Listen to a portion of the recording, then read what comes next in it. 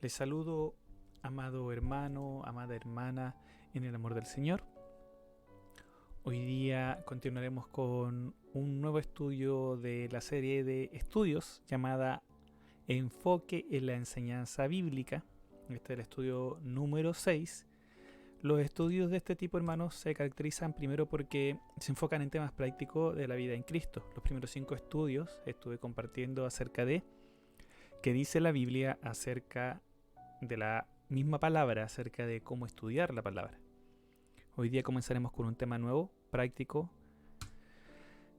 En general, en un estudio me enfoco en compartir un pasaje de la Biblia, máximo 2 pasajes en un solo estudio, porque la idea es que los estudios sean más cortos de lo habitual. Lo habitual en los estudios teológicos que estoy compartiendo, ¿cierto? De temas como los atributos de Dios o la Trinidad duran entre 30 y 40 minutos. Y los estudios que hacemos de manera presencial duran 1 hora y media normalmente. Mientras que estos estudios de la serie Enfoque en la enseñanza bíblica son estudios de aproximadamente 20 minutos, sí, mucho más, más cortos. Y son una serie de estudios que van siguiendo un mismo tema.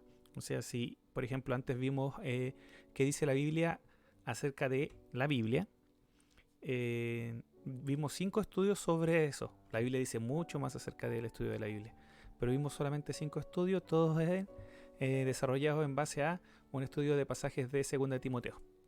Y la idea de estos estudios es que respondan a la pregunta que dice la Biblia acerca de el tema. La vez anterior fue acerca del estudio de la Biblia, que dice la Biblia acerca de el estudio de sí misma. Y la idea de que sean varios estudios e ir respondiendo a esa pregunta paso a paso y poder ir profundizando un poco en cada parte de la respuesta hasta llegar a una respuesta un poco más completa a la pregunta que se está haciendo. Así entonces empezaremos un nuevo estudio, un nuevo tema en esta serie sobre el enfoque en lo que la Biblia enseña. Y el nuevo tema es el sufrimiento. ¿Qué dice la Biblia sobre el sufrimiento? En particular nos enfocaremos en el sufrimiento de los cristianos, ¿sí? ¿Qué dice la palabra de Dios? ¿Qué dice el Nuevo Testamento sobre el sufrimiento en la iglesia, en los hijos de Dios? Y para comenzar vamos a dar una definición muy básica de lo que es sufrimiento. El sufrimiento es algo que se padece, algo que se siente, ¿sí? Yo siento el sufrimiento, me doy cuenta de él, y que por sí mismo no se desea, ¿sí? No es que uno desee sufrir. Si uno está deseando sufrir, ya deja de ser sufrimiento. Y hay distintos tipos, ¿cierto? Está el sufrimiento físico, que tiene normalmente que ver con el dolor, con una enfermedad, el sufrimiento emocional, que puede tener que ver con el duelo, con la falta de algo, la tristeza por algo perdido, por alguien perdido. El dolor psicológico, que tiene que ver con algo más mental, ¿cierto? Con algo de darnos cuenta de un maltrato que se nos puede estar haciendo. Y otro tipo de sufrimiento, y así hay más tipos de sufrimiento, ¿ya?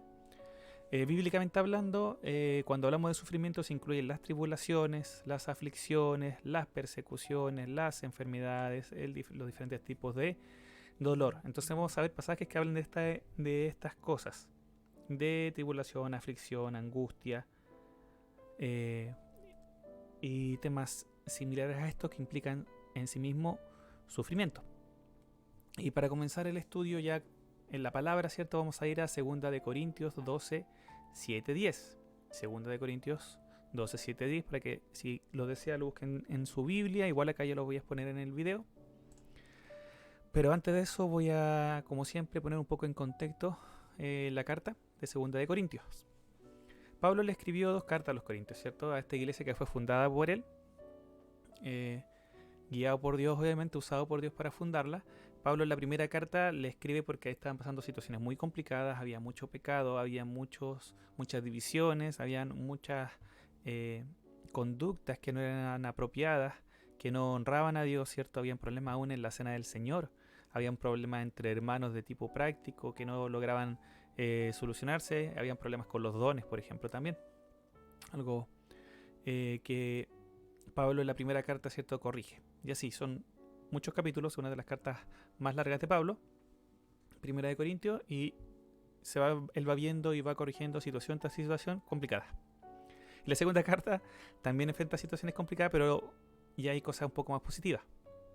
Por ejemplo, Pablo habla de que está satisfecho, se siente satisfacción, está alegre porque los corintios demostraron una reacción a la primera carta, se arrepintieron y cambiaron respecto a algunos de los pecados, en particular al pecado que había sucedido al un hombre estar con la pareja, la esposa de su padre, ¿sí? Y también hay una gran manifestación de amor, ¿sí? Hay un pasaje que lo voy a buscar acá para decirlo textual, que dice: porque por la mucha tribulación y angustia del corazón os escribí, le dice a los corintios, con muchas lágrimas, no para que fueseis contristados en la primera carta, ¿cierto? Sino para que supieseis cuán grande es el amor que os tengo. Entonces aquí Pablo es mucho más explícito en su amor. Luego Pablo ahora habla contra falsas enseñanzas y falsos apóstoles que se habían levantado, que de alguna forma habían llegado a Corinto después de que él había partido y habían entrado con falsas enseñanzas y se habían declarado como apóstoles ellos, y Pablo los declara falsos, ¿sí? Y como muchos habían seguido a estos falsos apóstoles, habían de alguna forma rechazado a Pablo, porque estos falsos apóstoles también acusaban a Pablo de no ser un verdadero apóstol. Y lo que tiene que hacer Pablo, lamentablemente, es defender su ministerio frente a los corintios, una iglesia fundada por Pablo, donde los corintios conocían el hombre de Dios que él era, pero aún así tuvo que defender su apostolado, y hay varios capítulos dedicados a eso, y también entre medio de eso hay 2 capítulos dedicados a la ofrenda. Y así llegamos ya, teniendo más o menos claro el contexto. Acuérdense de los corintios, una ciudad, Corinto es una ciudad grande, donde había mucho comercio, donde había mucha idolatría, donde había mucho pecado sexual. La iglesia de Corinto también era una iglesia que ya tenía un tiempo, llena de dones, con muchas personas con dones, y que estaba creciendo, estaba fortaleciéndose en ese tiempo, haciendo caso a los consejos de Pablo. Entonces Pablo, en medio de su defensa de su ministerio, ¿cierto? Mientras él está hablando de las características que muestran que él era un apóstol de Dios, que le había pasado súper mal, que por amor a Dios había dejado todo y le había pasado muy, muy, muy mal. Eso sale en el capítulo anterior, en el capítulo 11. Luego comienza en el capítulo 12, él dice: voy a hablar como un loco, ¿cierto? Y empieza a hablar de las cosas que ha pasado, y habla de él sí mismo en tercera persona, ¿sí? Hablando de una visión que Dios le dio, ya una revelación especial donde Pablo pudo ver algo muy especial. Y frente a eso, Pablo dice lo siguiente, dice: y para que la grandeza de las revelaciones no me exaltase desmedidamente, me fue dado un aguijón en mi carne, un mensajero de Satanás, que me abofetee, para que no me enaltezca sobremanera, respecto a lo cual 3 veces he rogado al Señor que lo quite de mí, y me ha dicho: bástate mi gracia, porque mi poder se perfecciona en la debilidad. Por tanto, de buena gana me gloriaré más bien en mis debilidades, para que repose sobre mí el poder de Cristo. Por lo cual, por amor a Cristo, me gozo en las debilidades, en afrentas, en necesidades, en persecuciones, en angustias, porque cuando soy débil, entonces soy fuerte. El aguijón en la carne. Este es un pasaje muy conocido.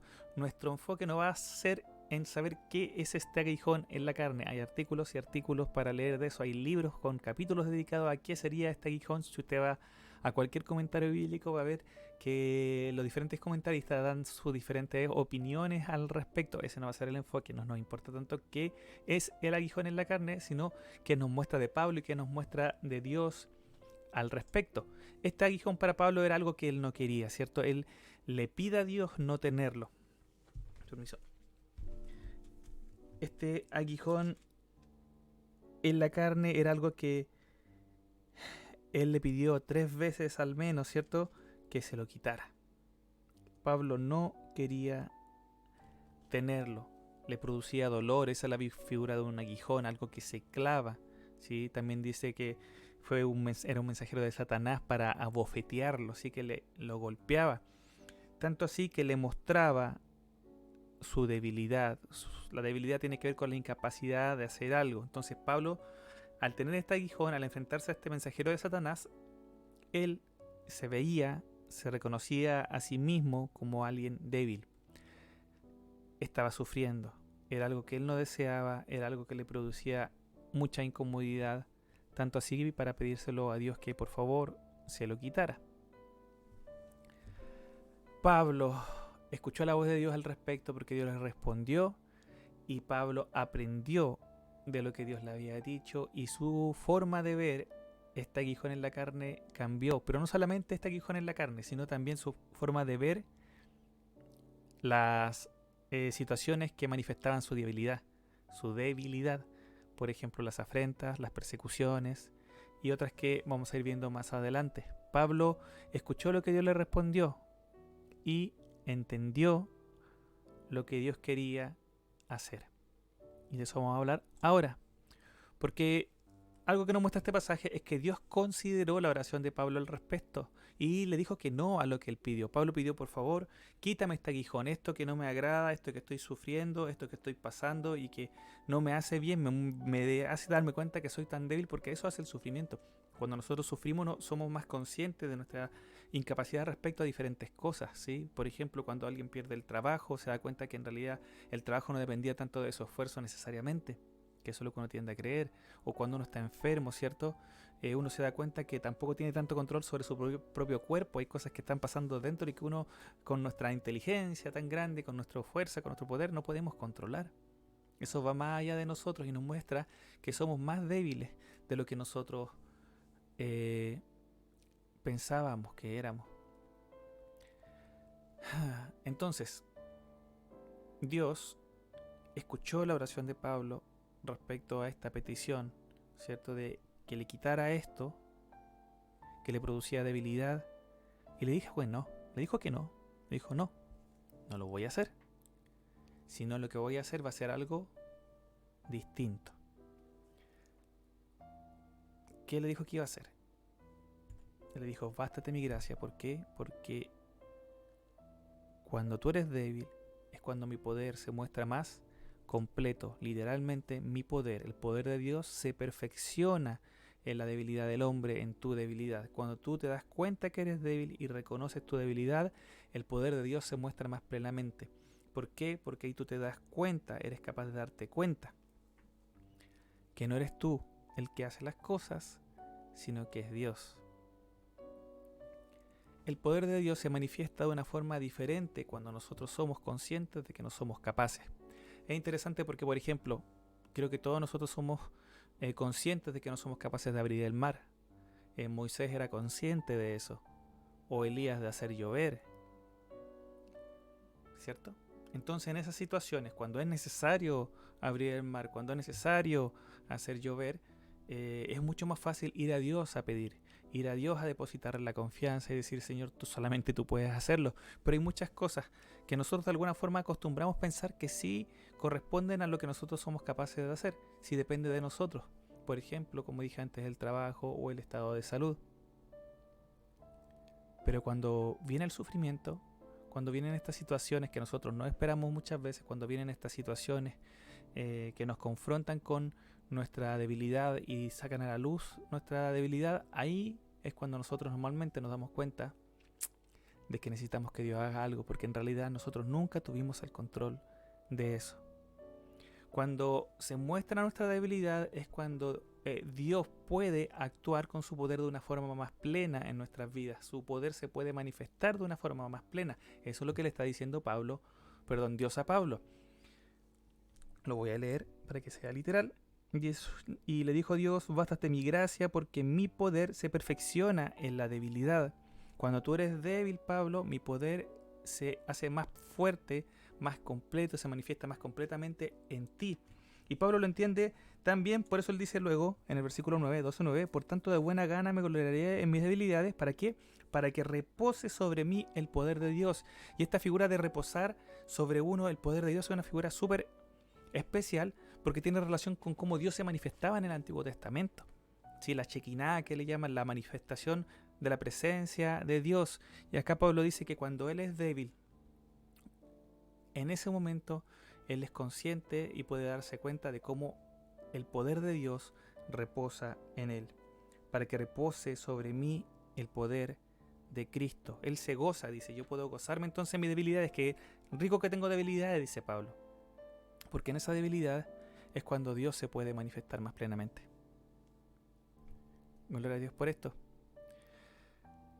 Muchas veces nosotros le hemos pedido a Dios que actúe en nuestras vidas, que queremos ver su poder, y normalmente cuando nosotros pensamos en el poder de Dios no pensamos en esto, pensamos en otras cosas, pensamos en milagros, ¿cierto? En que se abra el mar, en caminar sobre el agua, en que caiga fuego del cielo, ¿cierto? En eso pensamos cuando hablamos del poder de Dios, pero acá dice que en el hombre el poder de Dios se manifiesta cuando el hombre es débil, cuando el hombre se da cuenta de su incapacidad.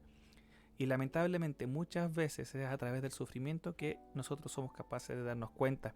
Y Pablo, esta lección de que el poder de Dios se manifiesta de una forma especial cuando el hombre es débil, lo aplica a su vida.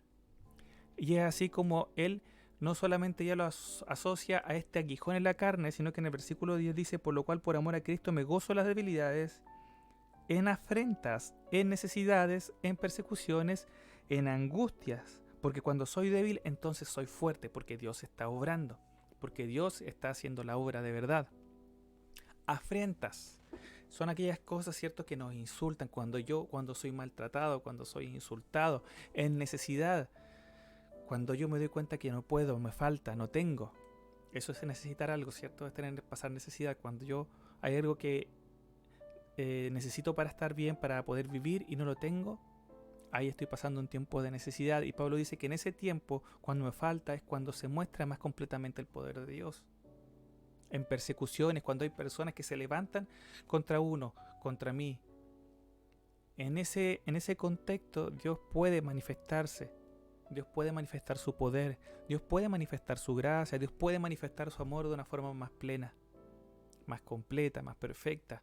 En la angustia tiene que ver con ese sentir interno, ¿cierto?, de no ser capaz de soportar, de no saber qué hacer, de impotencia, de decir estoy desesperado.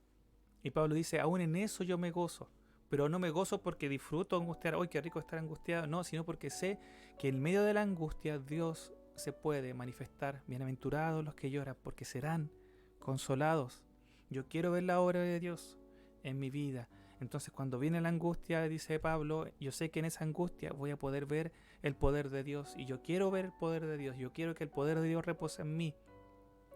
Esa era la confianza de Pablo. Que te baste mi gracia, es lo que le dijo el Señor. La promesa de Dios es que en los momentos de debilidad, en afrenta, en necesidad, en persecución, en angustia, en enfermedad, en dolor, en medio del sufrimiento, Dios va a manifestar su gracia, Dios va a manifestar su poder para con nosotros. Nuestra parte es confiar en Él, que te baste mi gracia. No me pidas que te lo quite, le dice Dios.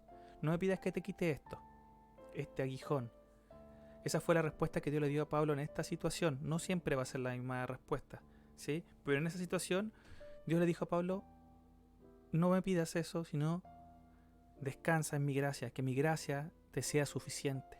Mi gracia te es suficiente, confía en mi gracia, confía en que yo estoy contigo, porque mi poder se va a manifestar, porque mi poder se va a manifestar en tu vida, ¿sí?, en tu debilidad, para poder enfrentar eso, esa afrenta, para poder enfrentar esa necesidad. Este pasaje es como paralelo, ¿cierto?, al todo lo puedo en Cristo que me fortalece, ¿cierto? La fuerza que Dios da al que se da cuenta que está pasando una situación difícil. Y ahí Pablo habla de tener abundancia y tener escasez. Y dice, todo lo puedo en Cristo que me fortalece, tanto la abundancia como la escasez. Porque en esa situación Dios me puede fortalecer. En esto es algo similar, en la debilidad, en la afrenta, en la necesidad, en la persecución, en la angustia. Podemos descansar en Dios e ir a Dios y pedirle que Él nos fortalezca, que su poder se manifieste en nuestros corazones para poder enfrentar este sufrimiento. Entonces nosotros podemos aprender mucho de esto. Por ejemplo, que Dios es capaz de usar todo para nuestro bien. Que la palabra no nos enseña que nosotros no sufriremos. La palabra no nos dice eso, hermano. La palabra dice, da montones de ejemplos, ¿cierto?, de hijos de Dios, de hombres que amaban a Dios, de siervos de Dios, el mismo Señor Jesucristo, que sufrieron. Pero Dios puede usar todo para nuestro bien. También conocida es la palabra, ¿cierto?, la promesa. A los que aman a Dios, todas las cosas le ayudan a bien. Y en este caso, por ejemplo, Dios puede usar el sufrimiento para mostrarnos su gloria, para manifestar su poder, para que nosotros podamos crecer, para bendecir, para beneficiar a otros, que eso también lo vamos a ver en 2 Corintios más adelante. Dios puede usar todo para nuestro bien. Incluso aquellas cosas que a nosotros nos cuesta entender por qué pasan, Dios puede usarlas para que lo conozcamos más. Pensemos en el caso de Job. Pensemos en el caso de Job. Él conoció más de Dios después de pasarla muy, muy mal. De oídas te había oído, pero ahora mis ojos te ven. Otra cosa que nos enseña el sufrimiento es que nos recuerda que nosotros dependemos de Dios, nos muestra nuestra debilidad, ¿sí? Muchas veces nosotros pensamos que somos capaces por nosotros mismos, que somos independientes. Es que cuando nos está yendo bien, normalmente podemos caer en eso, en esa tendencia, en eso, de creer que somos capaces por nosotros mismos, pero eso no es verdad. Nosotros siempre dependemos de Dios y el sufrimiento nos recuerda eso, nos abre un poco los ojos, nos ilumina y nos hace darnos cuenta que en realidad no teníamos tanto control como nosotros pensábamos. El sufrimiento nos llama a apoyarnos en Dios, a ir a Él y confiar en su pura gracia. Jesucristo lo dijo: en el mundo tendréis aflicciones, pero confiad, yo he vencido al mundo.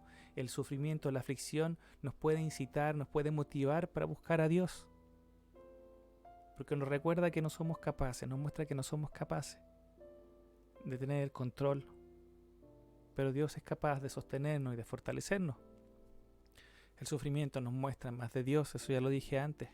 Al sufrir en medio de la situación difícil, podemos ver la mano de Dios actuando de una forma diferente.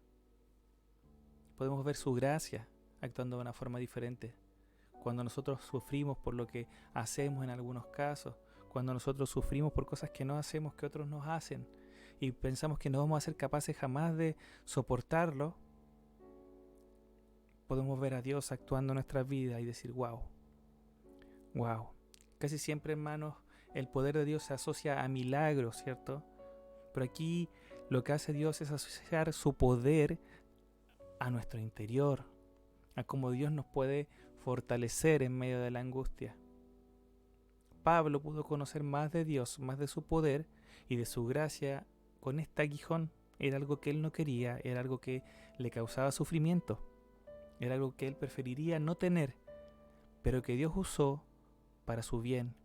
Y finalizando eso, este pasaje, él alaba al Señor, se goza en Dios.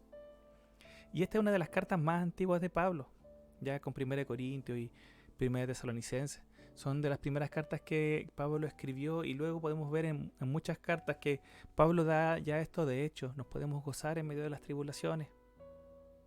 Eso es algo que Pablo aprendió con este aguijón. Que el Señor nos ayude cuando estamos pasando momentos de sufrimiento a recordar que vamos a aprender algo de Dios, de todo eso. Es difícil, es interesante, no sé, no lo dije antes, hermanos, pero en ninguna parte el sufrimiento del cristiano se disminuye, se dice así como que no importa nada, o es tan fácil sufrir. No, se le llama tal como es: tribulación, angustia, aflicción. Son palabras fuertes: persecución, muerte. Son palabras fuertes que se utilizan. La palabra no nos dice que que lo que vamos a enfrentar los hijos de Dios va a ser pequeño. No, va a ser difícil, va a ser sufrimiento, pero ese sufrimiento va a tener consecuencias que van a ser buenas, hermanos. El poder de Dios se puede manifestar en nuestra debilidad. El poder de Dios se puede manifestar y podemos conocer más de Él, de su gracia, de su sabiduría, de su amor. Nuestra parte es confiar en su gracia, en que Él es capaz de fortalecernos en medio de todo. Así el sufrimiento nos transforma. Si permanezco en Cristo, si permanezco vivo, es solamente por su gracia. Si puedo servir, decía Pablo, es solamente por su gracia. Es solamente por su gracia, no porque yo sea fuerte, sino porque su gracia me ha sostenido, porque su gracia es suficiente. Dios usa el sufrimiento para el bienestar de sus hijos. Dios lo usa. Dios es capaz de usar todo. ¿Por qué sufrimos los cristianos? Porque estamos en un mundo malo. En el mundo tendréis aflicción. Mientras estemos en este mundo vamos a sufrir, vamos a llorar por persecuciones, por afrentas, por angustia, por la muerte de un ser querido, por la enfermedad de un ser querido. por perder algo muy amado. Vamos a sufrir en este tiempo, mientras estemos en este mundo, porque el sufrimiento es parte de este mundo, ¿cierto? La palabra nos enseña que por el pecado, ¿cierto?, entró la muerte a este mundo, y así también la corrupción y el sufrimiento, enfermedades, dolor. El Señor no quería eso para el hombre, y va a llegar un momento en que el deseo de Dios se va a hacer nuevamente realidad cuando estemos en su presencia. Ya no vamos a estar viviendo en este tiempo, ¿cierto? Va a ser un tiempo nuevo, una tierra nueva, un cielo nuevo, va a ser otra cosa. Pero mientras estemos en este mundo vamos a sufrir, vamos a tener aflicciones. El tema es qué van a significar esos sufrimientos y esas aflicciones. ¿Qué nos dice la palabra que Dios puede hacer en medio de todo eso? ¿Puede fortalecernos? Sí. ¿Podemos confiar en su gracia? Sí. ¿Podemos pedirle a Él que nos ayude? Sí. ¿Dios nos toma en consideración? Sí. ¿Dios usa ese sufrimiento para nuestro bien? Sí. Eso es lo que nos enseña Pablo en este primer estudio acerca del sufrimiento. Este aguijón que él no quería, este aguijón que él le pidió a Dios que se lo quitara, pero que Dios quería usarlo para que Pablo pudiera descubrir su poder actuando, para que el poder de Dios se mostrara más completa en su debilidad. Que Dios nos ayude. Ay, Señora, en medio del sufrimiento poder ver el poder de Dios actuando, sosteniéndonos, no por nuestra fuerza, no porque seamos tan capaces, sino porque Él es bueno, porque Él es poderoso. Que podamos acudir como Pablo fue a Dios con este aguijón. Fue a Él y le dijo: Señor, aquí estoy, y esto es lo que yo pienso, esto es lo que yo creo, esto es lo que yo siento, aquí está. Quítamelo, por favor. Y no solo una vez. Y Dios lo tomó en consideración, Él respondió y le mostró algo más. Y Pablo creció. ¿Sí? Que Dios nos ayude también a poder enfrentar esos momentos difíciles, como lo hizo Pablo, yendo al Señor y esperando su respuesta. Y esperando su respuesta. A Dios sea toda gloria, toda honra. Con esto termino este estudio bíblico y voy a orar. Señor, te ruego que lo que hemos compartido hoy día en nuestros corazones, Señor, dé fruto. La pasamos mal, Señor. Muchas veces la pasamos mal. Hay hermanos pasándola mal hoy día. Algunos la pasamos mal antes, algunos la vamos a pasar mal después. Vamos a sufrir. Vamos a pasar por aflicciones, por situaciones difíciles y muchas veces incomprensibles. Y te rogamos que en medio de todo esto nos podamos afirmar en ti. Como lo hizo Pablo, ir a ti y pedirte y rogarte y mostrarte nuestros corazones. O quizás ya entender igual como ya lo había hecho Pablo. Que tú te puedes glorificar, que tú puedes usar aún esas cosas malas, Señor, para beneficio nuestro, para nuestro crecimiento, para beneficio de otros también, Señor, y para tu gloria. Porque tú eres así, porque tú eres capaz de usar todo, todo, todo para el bien de los que te aman. Gracias, Señor, porque tú eres así. Me gustaría, para mí sería un placer decirle a los hermanos que no van a sufrir: Señor, pero no puedo. Que tu palabra no me enseña eso. Ayúdanos a enfocarnos en que tu palabra enseña acerca de este tema. Para ti toda gloria y toda honra. Es el primer estudio de esta serie, hermano. El poder de Dios se manifiesta en medio de nuestra debilidad. Y el sufrimiento es normalmente la respuesta ante la manifestación de esa debilidad. La palabra de Dios nos muestra mucho más acerca del sufrimiento. Así que Dios le bendiga. Espero verle pronto, ya sea en un culto o en un estudio bíblico por este medio. Que sea lo que Dios quiera. Maranata, Cristo viene pronto.